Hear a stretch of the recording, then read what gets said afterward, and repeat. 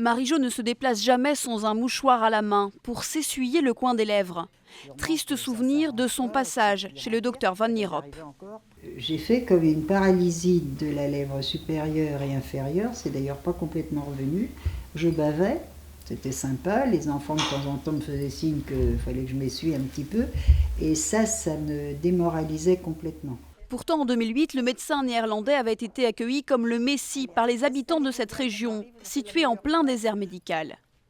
Marie-Jo l'a consulté pour une opération de routine qui s'est transformée en cauchemar. Ça a été un martyr. Il était d'une brutalité. Moi, quand il m'anesthésiait, il me traversait la gencive pratiquement. C'était inouï. Moi, je me retrouvais droite sur le siège. Je pleurais avant de monter sur son siège.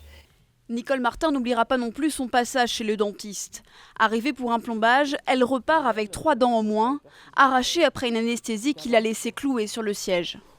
On a la petite piqûre, parce que lui c'était petit piqûre.